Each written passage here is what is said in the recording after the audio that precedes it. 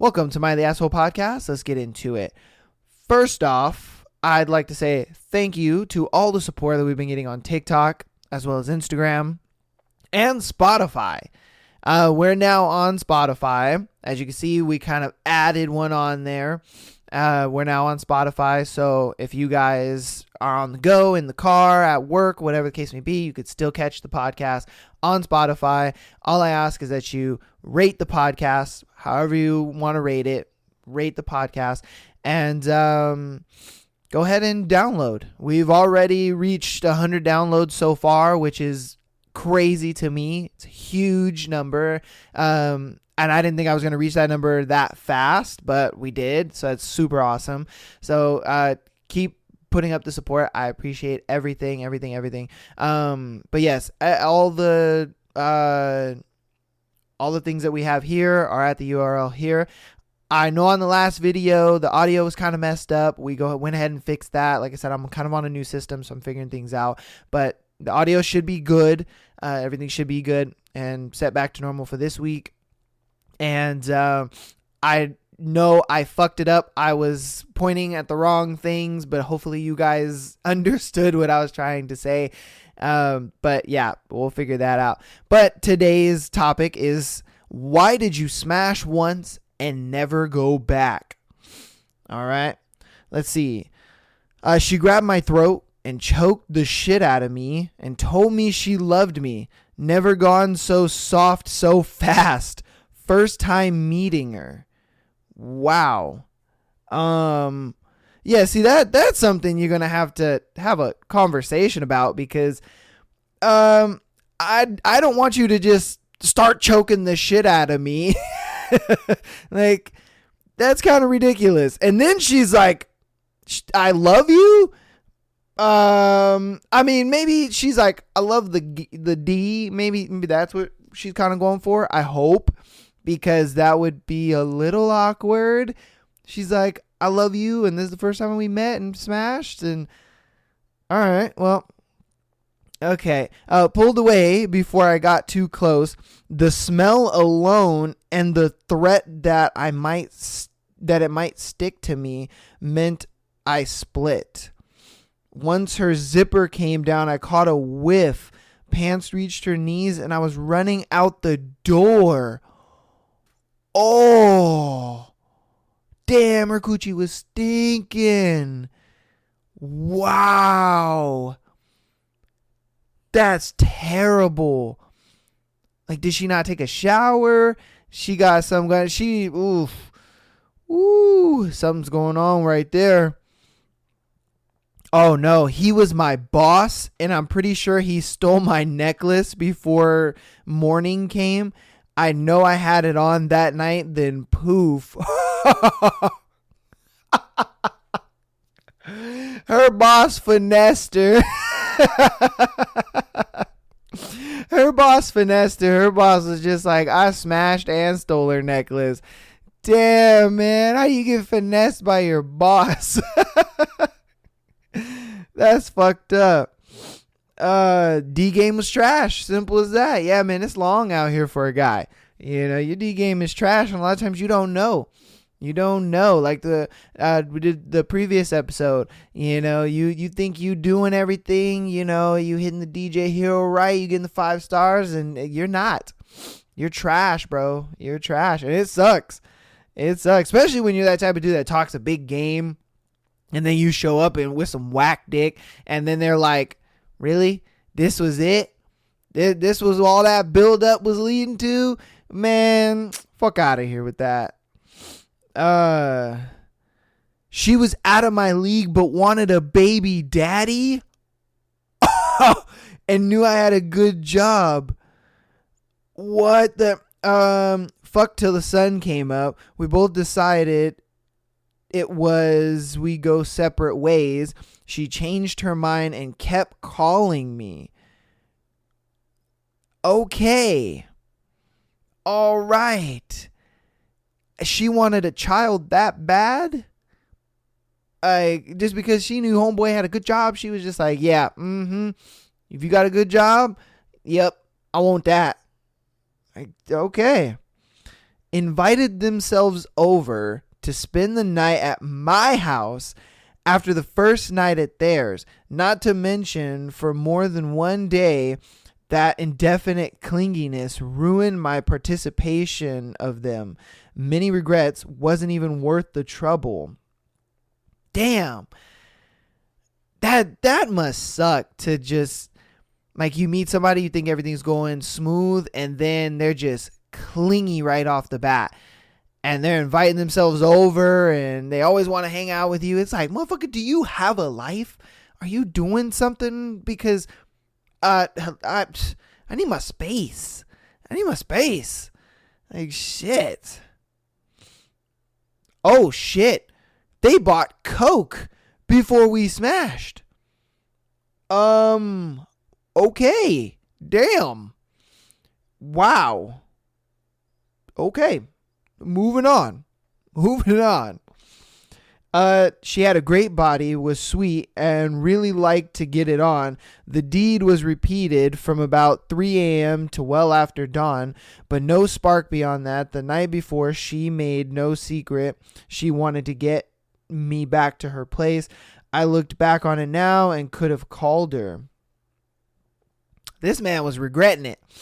Probably in the moment, he was like, oh, she ain't all that. But then later on, he was probably like, oh, he was probably missing them walls. That's what it was. He was missing that coochie.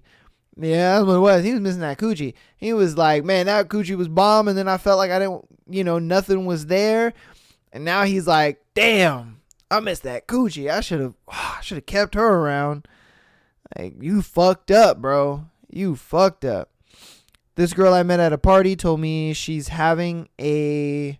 Okay, she met at a party. She's told me she's having a party. And weirdly enough, it was just me and her all night long. She said the others were just running late. She tried to initiate, but I just got out of the train wreck of a relationship. Had to yeet out of her place and never come back. Okay, I don't see what's wrong with that one. I mean, I think it was a whole setup of one of those things where, how friends will invite two people out and then all of a sudden everybody can't make it up or can't make it. And then those two friends are just, or those two people, I guess, are forced to be alone because the friends know that they like them. Maybe she was pulling one of those. I don't know. I probably would have smashed because she initiated. I'd have just been like, cool. Maybe she wasn't attractive enough. I don't know. I probably still would have took it down. Ain't gonna lie to you. I probably would have just took it down and then left. Because it's like, bro. But I guess he was like, it was a train wreck of a relationship. So maybe she wanted to be boyfriend, girlfriend. And he was like, nah, deuces. I don't know. Let's see. The guy had been fuck buddies with apparently admired me so much, he had screenshots of the sex tape we took hung on his walls. He would jerk off to them when we weren't fucking. After I cut contact with him, I found out more about him that freaked me out even more. After I cut contact with him, I found out that he stalked me to the point where he found out my mom's phone number and harassed her and pressured her to let him talk to me even after we both agreed to end things. He didn't agree. Nah, he was just telling you what you wanted to hear. That's what it was. He even went out of his way to mail me a bag of his belongings, like used underwear, saying, "This is the underwear I came in while thinking of you." Yo, what? What kind of crack is this man smoking? What the fuck? This all happened half a year ago, and I got a restraining order against him a few weeks after that. He almost ruined my current healthy relationship that I got into a couple months ago. My current boyfriend told me a few days ago that a man attempted to strangle him while holding a knife to him on the street screaming, "Where is she, huh? Why'd you steal her from me, you fat cunt?" Thank God a couple of security men heard him from the club across the street, or else what would have happened to him if he hadn't stopped? After the incident, he came home shaken and almost crying with a couple of policemen outside. The policemen had offered to drive him home to keep him safe, and I had him stay at my house. I could see his neck was red and bruised, and his eyes couldn't meet mine. I tried talking to him, but the police stopped me and told me everything that happened. It's been a couple of days since this happened, and my boyfriend is quiet. I don't know what to do to fix it, and my best friend is helping me file a police report on this man. Yo, this dude is wild. They were just fuck buddies. He fell in love, I ain't gonna lie to you, to the point where he was screenshotting and printing pictures of the sex tapes they were making or whatever. He had them hanging on his wall. He was beating his meat to him. And then she's like, "Oh, no, I'm good, da-da-da." And he's like, "Okay, cool, no problem. We don't have to be together anymore." Lying through his fucking teeth. And then simply being like, "Oh, well, what I'm gonna do is I'll find out her mom's phone number, and that way I can get in contact with her again because she's ghosting me," which is weird as fuck. What are you doing at that point? Then homeboy gets in contact with her somewhat. I'm guessing finds out where she lives, because then he's like, "All right, I'm gonna jerk off in all these underwears and I'm gonna send them to her." What? Bro. What? Bruh. You are maddeningly weird. Yeah, and then threatens the dude at knife point. You know, homeboy's got a knife to his neck. And he's like, "Why did you steal her from me?" This right here is the reason why I don't like my girl going out. I understand this happened to her boyfriend, but this could have easily happened to her. Easily. I mean, it could have been a thing where she was out and homeboy, kidnaps her, you know what I mean? Throws her in a basement, whatever it is. And that's why I always say this is the reason why I don't let my significant other go out and, without me or without like at least a dude present or anything like that, because this shit happens. And thank God it didn't happen to her, because it could have been way worse. Way worse. Like, I'm talking kidnapped, thrown in a basement, sex slave type shit. Like, that's terrible. That is absolutely terrible. I cannot believe that a dude, wow. I mean, at the same time, I could kind of believe it, because it's just like, dudes are thirsty. You know what I mean? Like, they're just thirsty as hell. And that's kind of the reason why I can believe that, because it's just like, yeah, dude, they're just thirsty, man. They're thirsty. Let's see.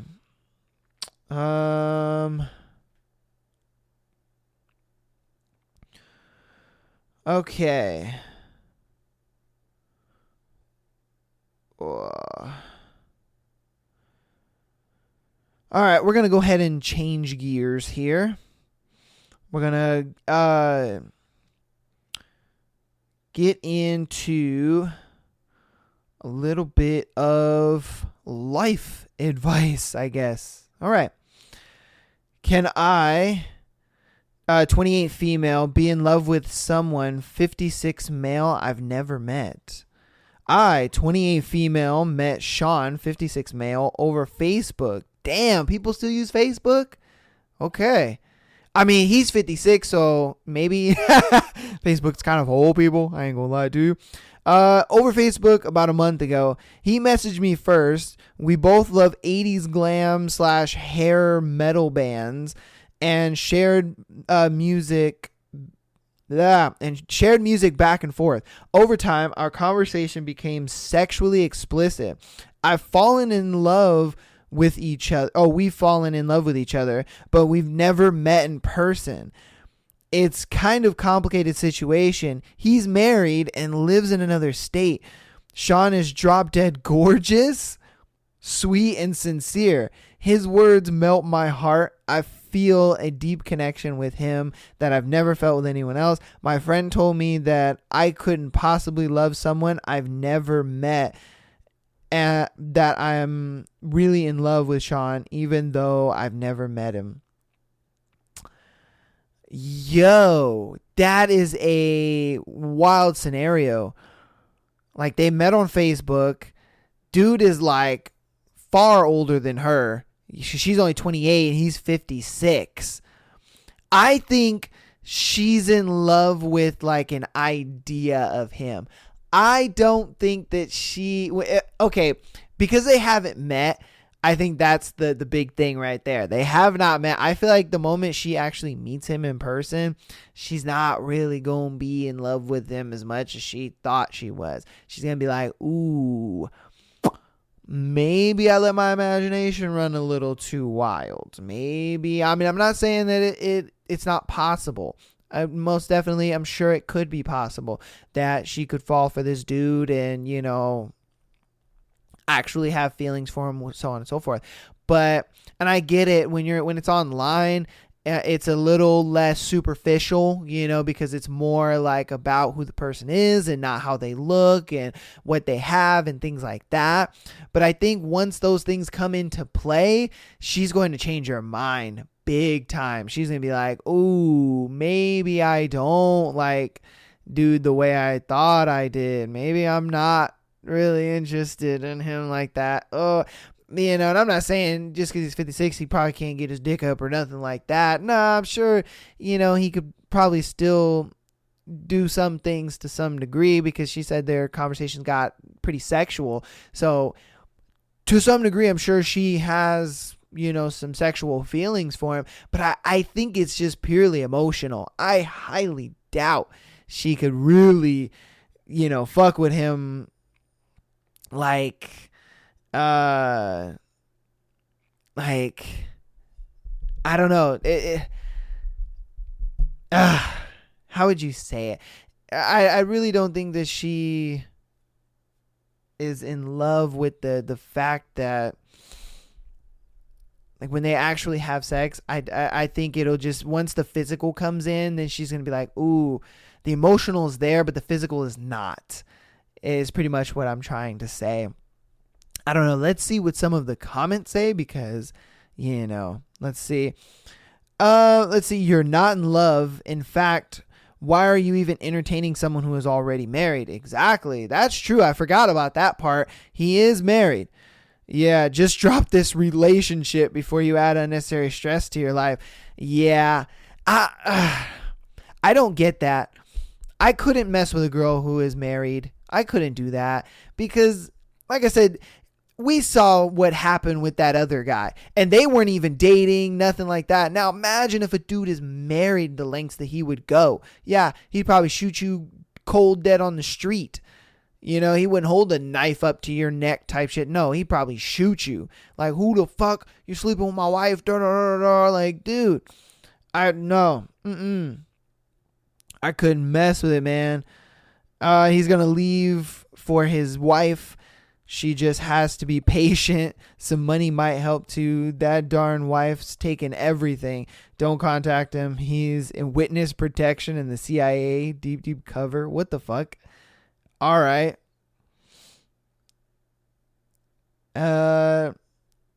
You can't be in love with anybody you never met. You can be infatuated with them, but not in love. People often confuse infatuation, lust, and love. You don't know this person. You know of what they told you about themselves, and you're in a situation where your brain is going to fill in the empty spots with whatever it wants to make you think this situation is good, great, destined to be. Exactly.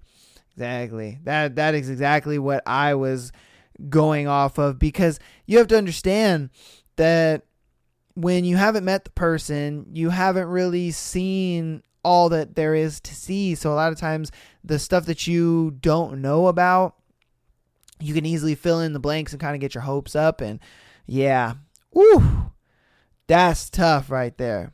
That is tough. All right, so we're going to go ahead and get into Am I the Asshole? This one is a good one. I was like, I saw only the title, so that way I could read through it with you guys. But I think this one's going to be pretty good. So, am I the asshole for not wanting my husband to sleep in the same hotel as his so-called work wife? Damn. Let's see. My husband travels a lot for work, and I recently found out one of his coworkers calls herself his work wife. My husband was the one to tell me about it, and how he wasn't really comfortable with the name, but deals with it since he doesn't want to upset her. I won't lie, hearing him say someone is calling themselves his work wife really pissed me off. That'd piss off any woman, I ain't gonna lie. Even though I know I can trust him, it makes my blood boil knowing there's a woman who's at his workplace who definitely knows he has a wife is calling themselves his work wife. My husband has to go on a trip for work, and he had told me that he has to share a room with her. Let's just call her Jenna. I told him that I wasn't comfortable with him sleeping in the same hotel room as Jenna, and he assured me that it would be just fine. I trust him with my life, so I let him go. Oh, no. Come on, man, because you know Jenna, she plotting and planning, man. She plotting and planning. She gonna get some cute-ass panties. She gonna get a little loose thing. You know, she probably ain't gonna wear a bra, none of that. She gonna be on that motherfucker. She like, I want to lay it down on this motherfucker. Oh, and you let him go? Oh, damn. I feel like I shouldn't be jealous. It's such a stupid thing to be jealous about. Am I the asshole? I don't think you're the asshole. Hell nah. Hell nah. Because it's the same situation if the roles were reversed. It's not that you don't trust your partner. It's that you don't trust the other person. You don't trust that Jenna bitch for a second. Understandable too. Like, fuck no, I don't trust that bitch. What are you talking about here? I don't trust her. What are we talking about here? No, I do not trust her at all. Because that bitch is ridiculous. No.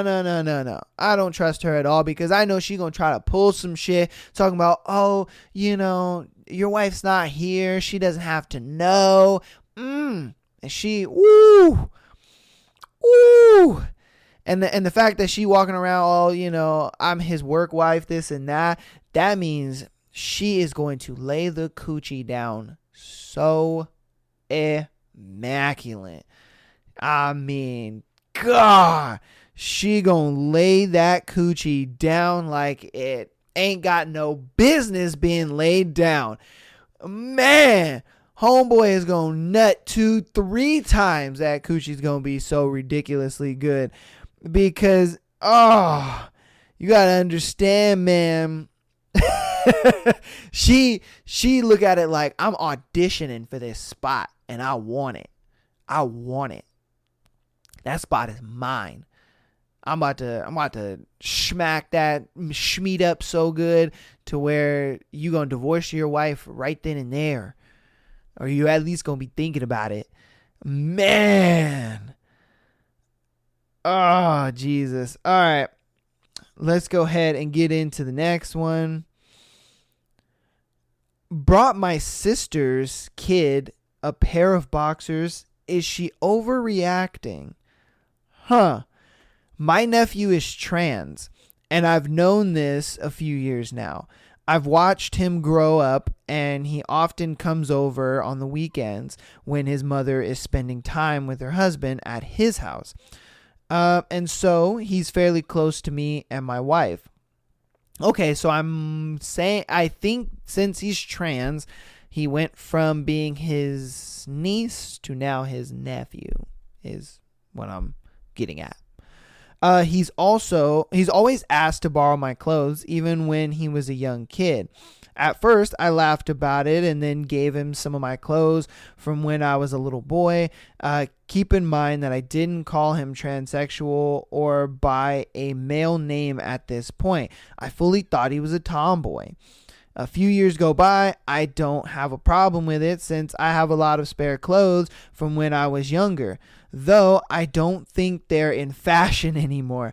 I offered to get him a gift card for him to buy his own clothes, but he immediately refused, and now looking back at it, it's almost likely to do with how conservative my sister is. So I continued to let him do this. When he turned 11, he confided to me about some internal problems he had relating to his sex, and also how he'd like to be called a male name. I wasn't too surprised, but was skeptical of whether or not I should encourage him in that behavior. But I figured that if not doing so made him distressed, then there was no harm in calling him he and by a different name, even if it was hard to get it right at the time. He's turning 15 now, and in the last couple of years, I've gotten used to it. I now have a special pile of clothes I wore when I was a teenager, and he can pick what he wants. And when he comes over to my house on the weekends, he asked to show me how to shave his face a few months ago. And since his dad isn't in the picture, and because he isn't close to his stepfather, I thought, why not show him, and complied. My sister doesn't like his identity and discourages it from what she tells me. She also used him. Yeah. Still, she's also used to him wearing my shirts and jeans at this point. The problem happened the other day when he asked for boxers. Technically, I didn't buy them, but I gave him 10 quid and went and told him to pick some from the shop. I didn't think my sister would have had a problem with it since she knows that his clothing style is more manly, but she thought this was way too far and was a breach of her trust. Am I in the wrong here? I mean, I think it's just an issue with his mom, if I'm being honest with you, because it's like, look, man, that's your kid at the end of the day. You got to love your kid regardless of what they want to be and who they are and all of it. I mean, you just got to love them. I mean, if they're homosexual, if they're asexual, if they're transsexual, if they feel they're the opposite gender, whatever the case may be, I feel like you should let them explore and do the things that they want to do, because sometimes those kids will think that that's what they want because they see it on social media and they see other people that they may like follow and things like that. And they see maybe that's what they want and whatnot, and then they try and then they're kind of like, that's not what I wanted. Or maybe some kids think they're gay, they try to have sex or even date the same gender, and then they're like, oh, actually I don't like this. Or the other way around too, where they think, I have to be straight, and so then they try to date the opposite gender, and then they realize, I'm actually more attracted to the other gender. It's just one of those things where, as a parent, I feel like you should just be supportive regardless. And the fact that he has a supportive adult in his life, I think, is extremely crucial, man. It's extremely crucial. It's sad how parents are not just being supportive. They don't have to be accepting of it. You don't have to accept it. You don't have to sit there and act like this is what you should be doing. Why are you not doing what I think you should be doing? Like, why do they have those thoughts? I don't know. And a lot of people look at it like, but that's when they grew up and times have changed and this and that. And I get that 100%. But regardless of when you as the parent grew up, and regardless of the time changing and society and all this other bullshit, you should support your child regardless. I think you should support your child regardless, no matter what they want to do, no matter what they want to be. You just be that support, because you got to understand, man, the world is going to be against them already. The world is going to be against them just for a lot of times being a minority, being African American, being Mexican. That alone is tough, let alone, being homosexual and transsexual and all this other stuff. So it's like to have just a little bit of support on the back end, like, it's kind of nice. Somebody they can kind of go to as like their parent. It's like, I would think parents would want to be cheerleaders for their kids. Like, that's just, I don't know. That's kind of wild to me. I just, yeah. I don't think he's the asshole. I think the mom is. The mom is definitely an asshole. Yeah. Okay. Let's see. Ooh. Am I the asshole for wanting a divorce after cancer?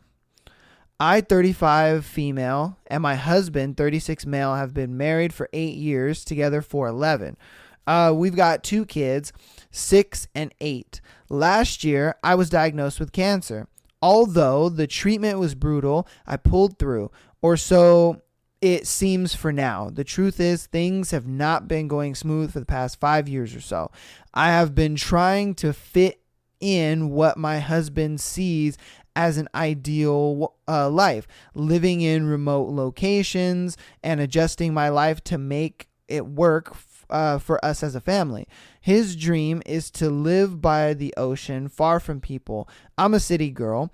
For the sake of making it work for both of us, I've taken jobs that are well below my abilities. For him, though, it does look like it's what I wanted. Okay. It was because at that point, it was because at that point, it was the only available thing given the compromise.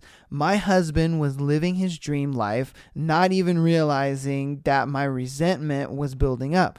I did bring this up many times, but he was dismissive. Things blew up 2 times. He saw me flirting with other guys. I've never even kissed anyone before, but it was an emotional betrayal probably.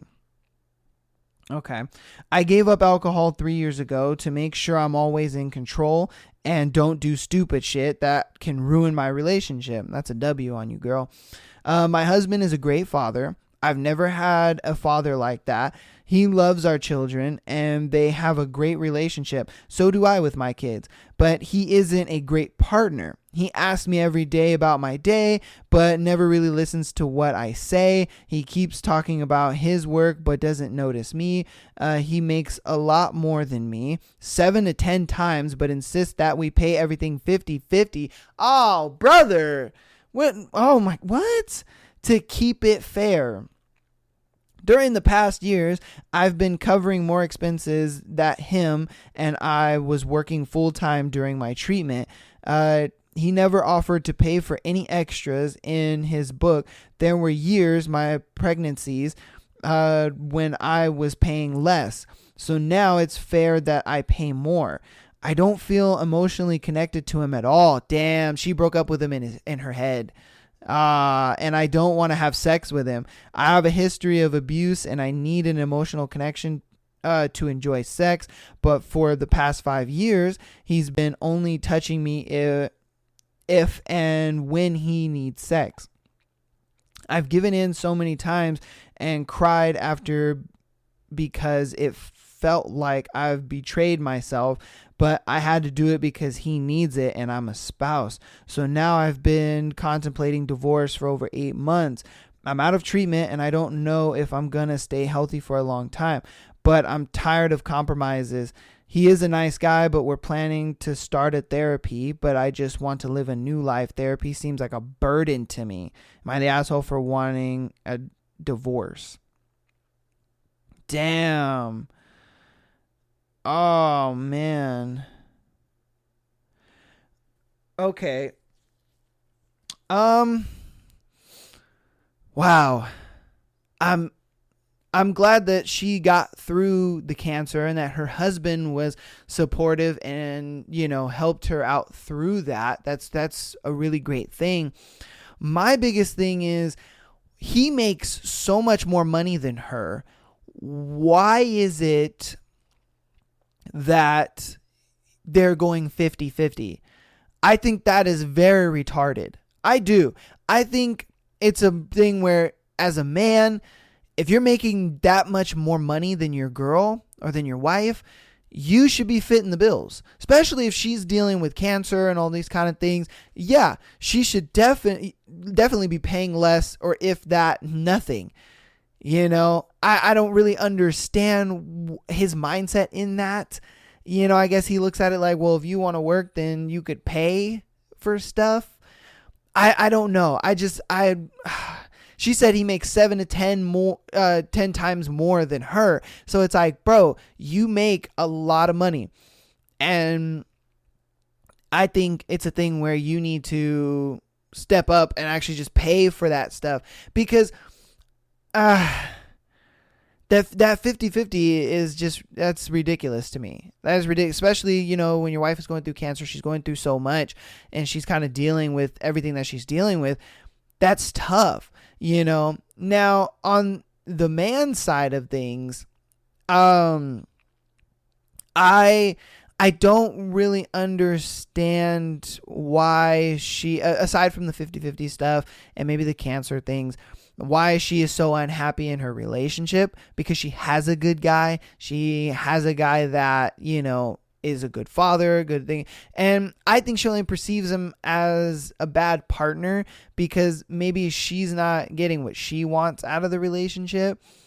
And because, she wants to live in the city and all that kind of stuff. But it's just like, why can't you just be happy being in a family that works, and then, she doesn't want to go to therapy and stuff like that. But honestly, I would give it a shot, especially if he's wanting to, willing to do it, because a lot of guys aren't willing to do it. So I think if he's willing to do it, give it a shot. Why not? Go ahead, do your thing, give it a shot. But I wouldn't just give up on a marriage, just because you're a little unhappy here and you're a little unhappy there. You know what I mean? And then you can tell she's a very party girl, because she's like, oh, I'm a city girl and I've given up alcohol and stuff like that. So you could tell she was out in the clubs a lot. You can tell she was doing that kind of stuff. And I think for him, he wants to take her away from all that stuff while she kind of still wants to be in that or go back to it, whatever the case may be.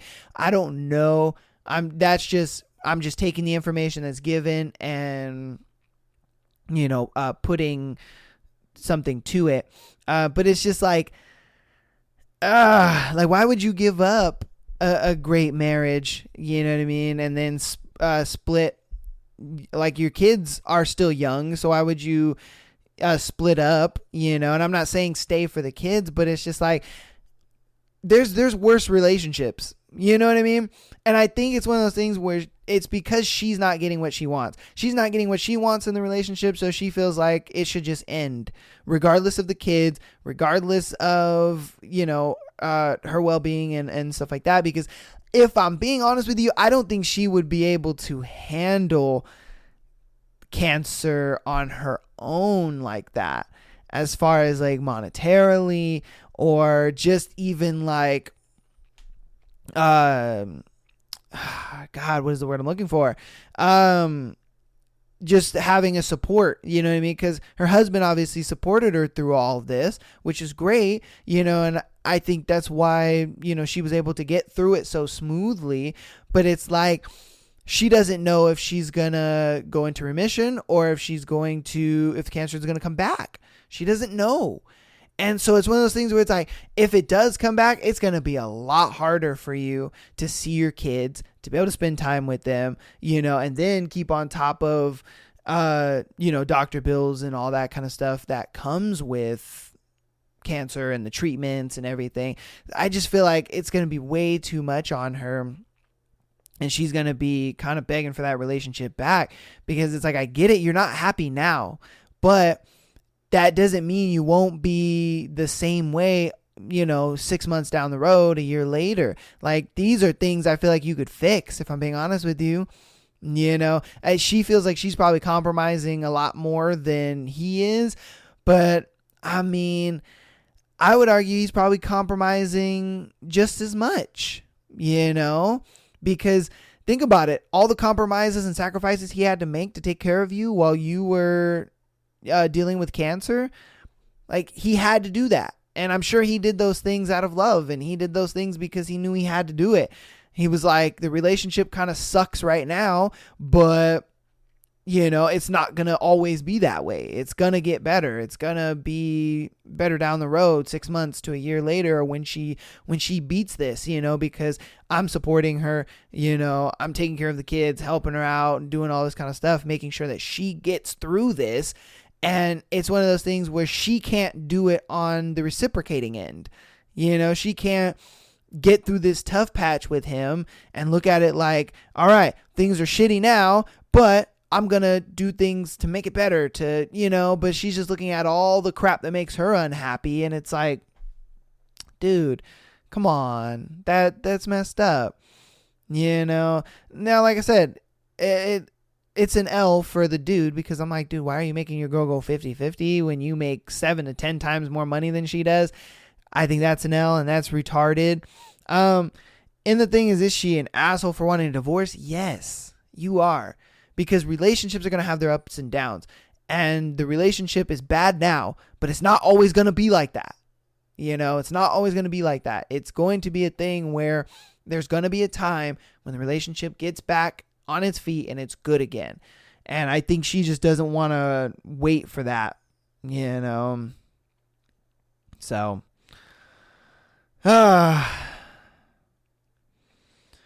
all right, we're going to get into our last situation here.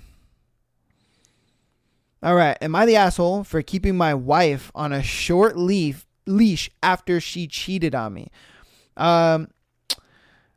Me 30 male, wife 31 female. After 5 years, cheated on me last year with her friend when she was out with her friend group. Damn.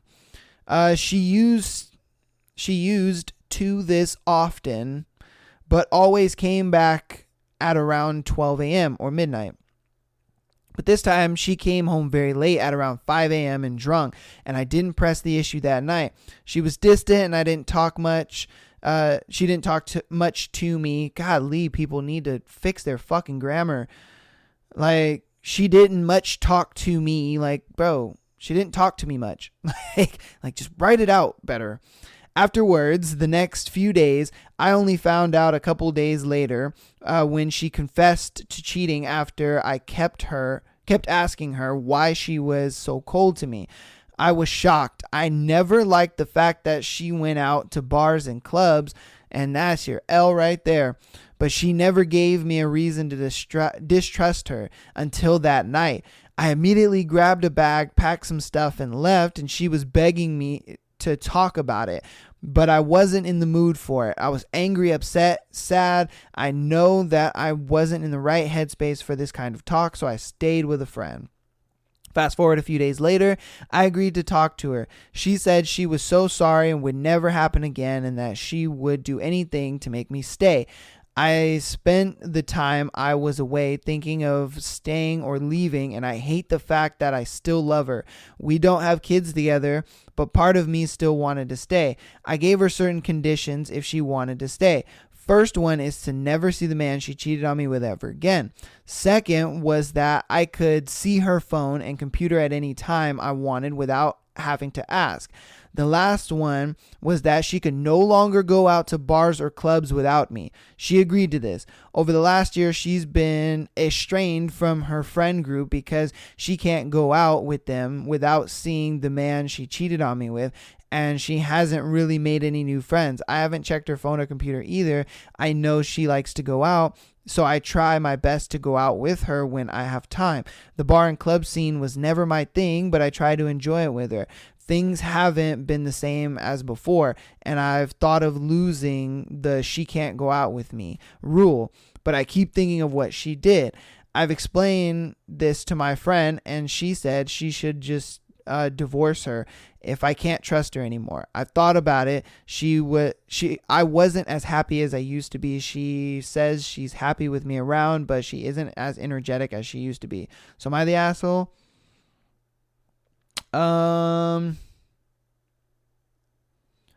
Yeah. I do not think he is the asshole at all. No. Because these rules honestly should have been set in the first place. For one, she shouldn't be going out to bars and clubs and doing all this stuff when she's married. Why? Because her friends are single and shit like that? No. Two, I kind of understand why he let it happen, because it's a thing where it's like, okay, there's a guy there, so if any weird dudes show up or anything like that, he can kind of handle that. He could be there to kind of be the protector and just kind of ward off those dudes, but at the same time, you gotta understand, man, guy friends are trying to fuck, and this dude got his opportunity. And that's why a lot of women call that controlling, though. A lot of women say, oh, he tried to control me and he doesn't want me to do anything and I can't have fun and this and that. And it's just like, ladies, you kind of got to understand that when you're in a relationship, there's no more having fun. There's no more doing all this kind of stuff, because you're in a relationship now. You have someone else to think about. It's not just you. It's not just you anymore. You have somebody to think about now. And a lot of women just feel like they don't have to think about their significant other. It's like, oh, it's whatever. And when they make these fucking mistakes, it's only then when they allow this controlling to happen.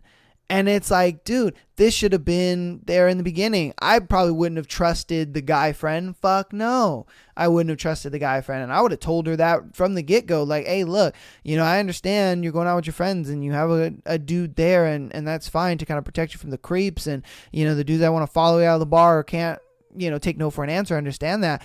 But you got to know, I don't trust that dude. My thing is, the moment she told me that she cheated, I would have just left. It would have been hard. It would have been the worst pain ever in my life. It would have been just horrible. All this stuff. I would have just left. Because now you're just going to sit in that and just think like, fuck, it's over now. The relationship's not the same. I can't trust her. I'm going out when I really don't care to fucking go out, because I'm going out for her. And then it's not his scene anyway. He doesn't really care to be at bars and clubs and stuff like that. My thing is, girl, why are you out at bars and clubs when you got a man? What are you doing? That is baffling to me. It makes no sense and it's retarded. Like, why are you out in bars and clubs when you got a man? That's ridiculous. And like I said, a lot of girls look at that as controlling. They look at it like, oh, I can't do anything, and you just want to keep me inside and I'm bored and all this kind of stuff. And it's just like, no, it's for this shit. Yes, does it happen all the time? No, but there's a possibility. And now he sees it. I can guarantee you, if he does leave her, it's going to be a thing where the next girl that he's with, he's going to have those boundaries on her. And it sucks, because it's going to look like it's being controlling, and it's going to look like he's being, toxically masculine and all this other bullshit buzz terms that they like to spew out when, a guy has standards for a woman. It's like, bro, I'm responsible for you, so I have to keep you in check. And so you don't do stupid shit like this. You know what I mean? Like the previous situation, that girl, she was like, her man was smart for one and took her out of the city and was like, look, you getting taken out of the city because I already know what type of girl you're like. Two, I'm glad that she was like, I quit alcohol and all that kind of stuff because I don't want to do something dumb that could ruin my relationship. She knew. She was cognizant of that shit. She was like, I know, because I know me, and if I get drunk, I'm going to make a mistake and it's going to ruin my relationship, and I don't even want to do that. And so it's going to be tough for you, brother, but that's going to be the end of this episode. I hope you guys enjoyed all the situations and scenarios that we covered today. If you guys can do me a big favor and go ahead and subscribe to the YouTube channel. YouTube has been tough for you, boy. TikTok, Spotify, even a little bit of Patreon has been. Actually, I want to go ahead and shout out our Patreons here, because we do have a few of you guys. No Tip 2144, and Raxroid, Raxoid, Raxroid. And then we have Julia Ann Morris. Thank you guys for subbing to the Patreon. That is super awesome.